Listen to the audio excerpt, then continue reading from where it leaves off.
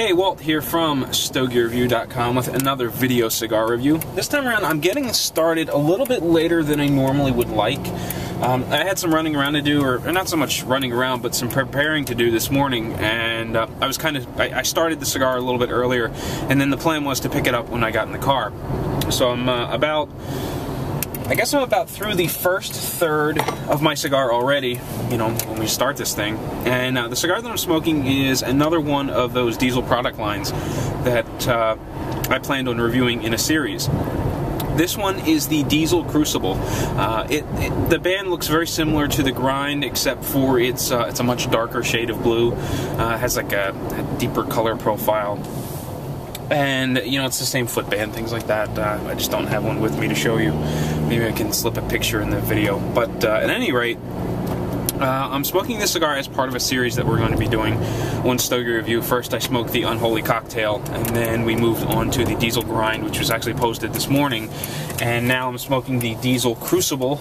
After that, I'll probably smoke the one with the red footband. I don't remember, the Unlimited. After that, you know, maybe I'll get into some of the shorty sizes of the other lines. I still need to head up to Cigars International and pick up one of the very expensive diesel lines. I think it's got a big footband on it or something like that, or a mid-band, big red thing, $13 a piece. I'm not really looking forward to going out and purchasing those, but I want to do that as part of the series. So, the Diesel Crucible, what do I think of it so far? First impressions kind of a thing. Well, it's expensive. It's actually the first cigar that the cashier rung up at Cigars International, and when I saw $12 pop up, and I knew that I had a couple more sitting on the counter, I knew that it was going to be a very expensive trip. As I said in the Grind review, when I went to purchase these cigars, I was, you know, the thoughts going through my mind were, you know, how expensive could these possibly be? They're, you know, they're Cigars International stuff. You know, it's kind of like their house blend. You know what? It can't be terribly expensive. I'm sure there's one expensive one, but that's got to be it. I shouldn't have it. It should be sitting on the counter over there. And you know, at $12 a pop, it hurt, and it set the bar really high. You know, going into this, you know, before we even talk about the cigar or look at what makes it up and you know, flavor profiles and construction and things like that, immediately it gets put in the same class as, you know, like an Ashton VSG, the Oliva Serie V, Milanio, some of the Illusion cigars, some of the more expensive Tatuaje cigars. You know, we're now entering a range of, you know, ultra premiums, or you know, getting very close to it at $12 a piece. So it sets the bar really high, and it gets into a class that is really fierce and really competitive, because you need to do a lot, at least in my opinion, to justify the $12 price tag. You know, it doesn't necessarily have to be twice as good as a $6 cigar, but there needs to be something in there that justifies the price, at least in my mind. And, well, we've got some smoking to do, but we'll see if this one holds out to that $12 price point.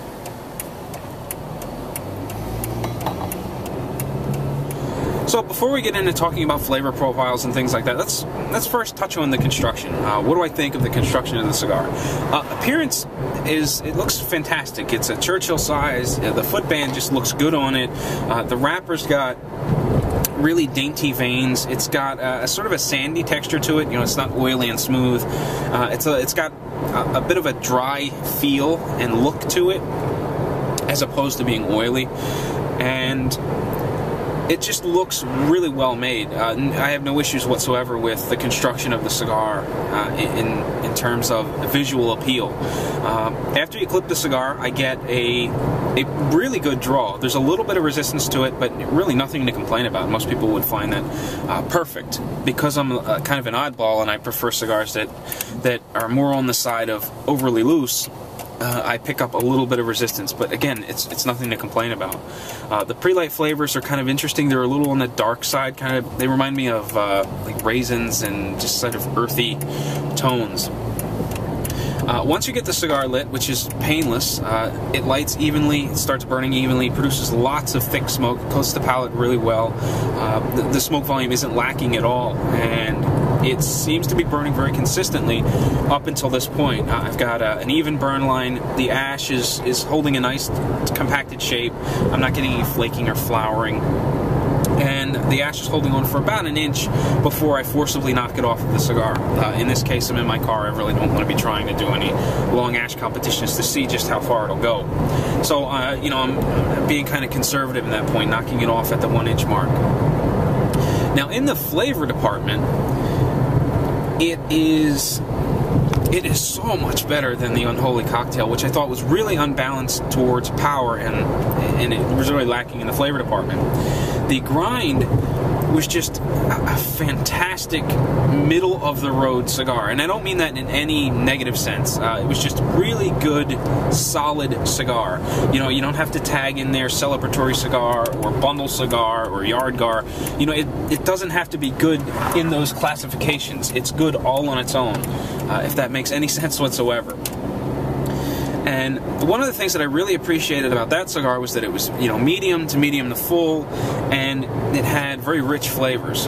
You know, they were dynamic. They really popped, and it's you know, one of the key things I enjoyed about the cigar.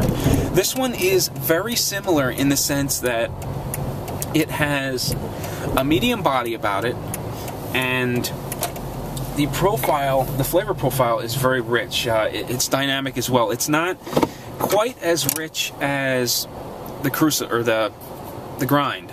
It has a more of a dry flavor profile. It has more earthy tones, and it's got a little bit less spiciness than the grind. But all in all, it's off to a fantastic start. I don't know whether it's worth $12 at this point, but it's smoking very well. It's in both senses, in the flavor department and in the construction department. It's off to a really good start. So I'm here at Wawa. I'm going to run in, grab something for breakfast for the ride out, and we'll be back. We'll take one more look at the Diesel Crucible, and we'll see how it goes. Well, we're getting into the last third of my Diesel Crucible now, and it's taking a little bit of a turn toward the sour side. It's not overbearing. It's not creating too much of an issue, but it's beginning to creep into the flavor profile. And I expect as the cigar gets shorter and gets a little warmer, that sour note is going to continue to build, which probably means realistically in about half of what I have left, you know, I'll probably wind up being compelled to toss it. The flavor profiles haven't changed up a whole lot throughout. It's got an earthy core. There's a little bit of sweetness on occasion. It's very sporadic, and it makes me think of raisins. There is just a heavy, sort of thick, woody taste, and I really can't differentiate what it is. I can't pick it out. I know cedar tastes a certain way. Oak has a very defined sort of aroma to it, but this, all I can define it is as woody. I really can't narrow it down any further than that. And it's heavy on the palate. It comes around, I don't know, it almost feels as though it swoops around the sides and then dives into the middle. That's kind of where all the flavors are concentrated on the tongue and on the palate. It's just sort of right in the middle. I'm not getting much spiciness or pepperiness through the sinus, which is good for a lot of people. I like a little bit every now and again, but I don't think that the cigar is lacking because it doesn't have it.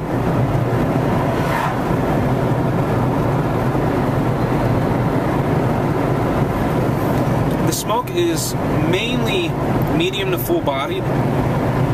It has progressed a little bit, but I still think that even if you're very gracious, it's still not anything beyond full-bodied or that medium to full designation. I think this will appeal to medium-bodied smokers and full-bodied smokers alike. It's sort of a middle ground, and I like that about it. The finish is a little on the dry side. I'm drinking Dunkin' Donuts coffee with it, and the two are pairing really well together. The sort of creaminess or oily texture of the Dunkin' Donuts coffee counteracts the dryness of the cigar a little bit, and it just sort of brings the flavors together. And what I'm really finding interesting is they're not washing together and just sort of making a mishmash of flavors. You know, the coffee is very defined, the cigar is very defined. They're contrasting one another very well. And because of that, I think this makes for a tremendous, cigar and coffee pairing if you're into that sort of thing. It's still fairly early yet, so this isn't an overly powerful cigar where I'm being overwhelmed because I haven't had breakfast yet or anything like that. It's a good, solid, medium to full-bodied smoke, and I'm enjoying it. But the big question is it worth $12? And to be blunt, no, it's not worth $12. Is it worth $10? No, I wouldn't pay $10 for it either. Is it worth $8? That's the sweet spot. I think I would comfortably pay between $8 and $9 for this cigar, and I wouldn't complain doing so. I think that I don't think there's enough to compete with those, double-digit cigars. I think you're getting a better value if you go with something like an Ashton VSG or a nice. Thanks for that, asshole. But at any rate, what was I saying? I think that this can't compete with something like an Ashton VSG or an Oliva Serie V Milanio. Those are just two double-digit cigars that I don't think that this one can compete with. I do think it can stand its own with an $8 or $9 or $10 Illusion or an $8 or $9 or $10 Tatuaje. That's why I think I'm comfortable in the, the $8 to $9 range. And, I would be comfortable paying that price. And would do so, on occasion whenever I go up to Cigars International. Unlike the Grind, this one is available online. I did find it on the CI website on the big list of brands. But, so if you're if you're interested, you can go online and order this cigar to give it a try for yourself.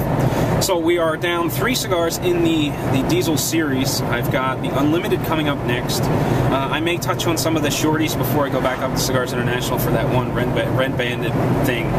So we'll see how it goes. Good, solid cigar.